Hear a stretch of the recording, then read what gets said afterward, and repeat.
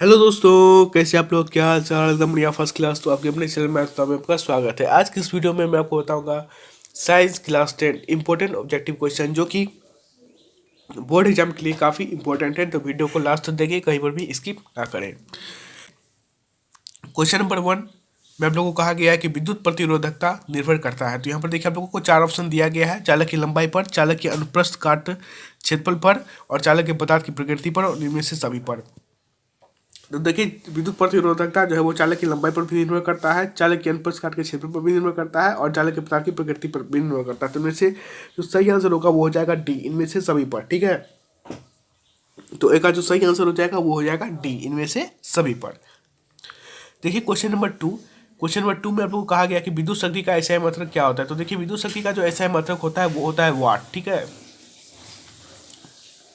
यहाँ पर देखिए गलत टाइपिंग हो गया है। ठीक है, तो इसका सही आंसर हो जाएगा 2 का ए, मतलब कि वाट। विद्युत शक्ति का ऐसा मतलब क्या होता है? वाट होता है। अब देखिए क्वेश्चन नंबर 3। क्वेश्चन नंबर 3 में आप लोगों को पूछा गया है कि फ्लेमिंग के वाम हस्त नियम। वाम हस्त नियम का मतलब होता है बायां हाथ का नियम। ठीक है, वाम हस्त नियम में बायां हाथ का मध्यमा संकेत करता है।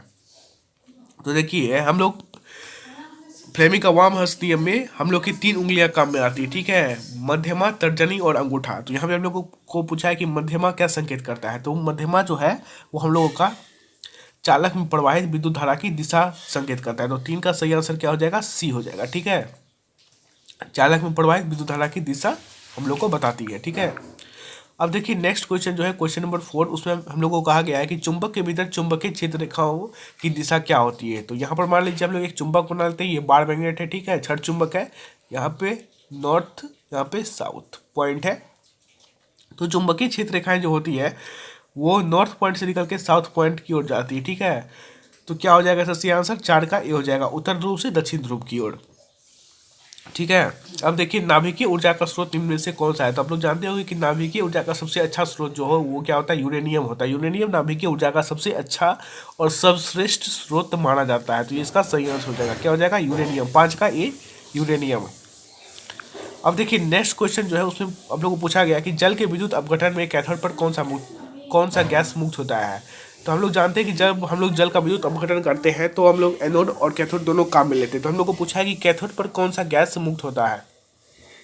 तो देखिए, कैथोड पर जो गैस मुक्त होती है वो क्या होती है? ऑक्सीजन होती है। तो 6 का सही आंसर क्या हो जाएगा? ए, ऑक्सीजन गैस मुक्त होती है। ठीक है, क्वेश्चन नंबर 7। क्वेश्चन नंबर 7 में आप लोगों को पूछा गया कि कौन सा पदार्थ नीले लिटमस पदार्थ को लाल कर देता है। इसका देखिए एक ट्रिक होता है, आप लोग याद कर लीजिए, अनल। ठीक है, अनल का मतलब देखिए, ओ का मतलब अम्ल, नो का मतलब नीला, लो का मतलब लाल। मतलब अम्ल जो है वो नीला लिटमस पदार्थ को लाल कर देता है। तो इस ट्रिक से आप लोग अगर बैठाएंगे तो यहाँ पर देखिए आप लोग पूछा गया कि नीले लिटमस पदार्थ को लाल कर देता है, मतलब नीला को लाल। तो यहाँ पे ओ आया पहले, तो ओ का मतलब अम्ल हो जाएगा। ठीक है, तो यहाँ पर इसका सही आंसर हो जाएगा अम्ल। तो 7 का क्या हो जाएगा? ए हो जाएगा सही आंसर। ठीक है, अब देखिए नेक्स्ट क्वेश्चन जो उससे पूछा गया कि मिल्क ऑफ मैग्नीशिया का पीएच मान है।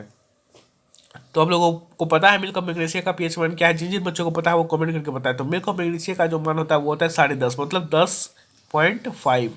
ये इसका मिल्क ऑफ मैग्नीशिया का पीएच मान है। ये भी आप लोग याद कर लीजिएगा, ये आप लोगों को बोर्ड एग्जाम में पूछा जा सकता है। अब देखिए क्वेश्चन नंबर 9, उसमें आपको कहा गया कि निम्न में से कौन सा अधातु चमकीला है। तो देखिए यहाँ पे पूछ रहा है कि धातु अधातु में कौन सा चमकीला है। तो यहाँ पर आप लोगों को अधातु में चमकीला पूछा है, तो इसका आप लोग आयोडीन मार दीजिएगा। ठीक है ना, आयोडीन इसका सही आंसर होता है। ठीक है, क्वेश्चन नंबर 10 आप लोगों को पूछा है कि निम्न में से कौन सा धातु अत्यधिक अभिक्रियाशील है। तो वो हो जाएगा 10 का डी हो जाएगा। ठीक है, इसमें कोई लॉजिक नहीं है, इसका सही आंसर क्या हो जाएगा? धातु अत्यधिक अभिक्रियाशील है, तो वो हो जाएगा सी ए। अब देखिए क्वेश्चन नंबर 11, उससे आप लोगों को पूछा गया है कि ऑक्सीजन परमाणु की बाहरी कक्षा में इलेक्ट्रॉन की संख्या कितनी होती है।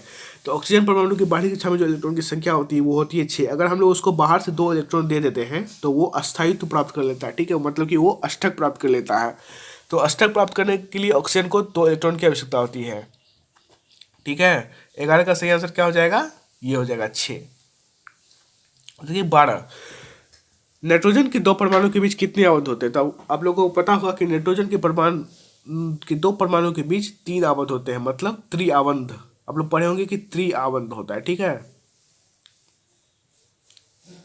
तो ये इसका सही आंसर हो जाएगा। त्रिआबंध मतलब 3 आबंध। जैसे कि यहाँ नाइट्रोजन है और यहाँ भी नाइट्रोजन है, तो इस दोनों के बीच में इस प्रकार से 3 आबंध रहता है। ठीक है, देखिए क्वेश्चन नंबर 7, सॉरी दोस्तों, क्वेश्चन नंबर 13 में पूछा गया कि आधुनिक आवर्त सारणी में आवर्तों की संख्या है। आप लोगों को पता होगा कि आवर्त सारणी में आवर्त की जो संख्या होती है वो कितनी होती है, 7 होती है। और वर्ग कितने रहते हैं, वो 18 होते हैं। वर्गों की संख्या 18 होती है और आवर्त सारणी में आवर्त की संख्या कितनी होती है, वो 7 होती है। ठीक है। क्वेश्चन नंबर 14 में आप लोगों को पूछा गया है कि समूह में ऊपर से नीचे जाने पर परमाणु आकार में क्या परिवर्तन होता है।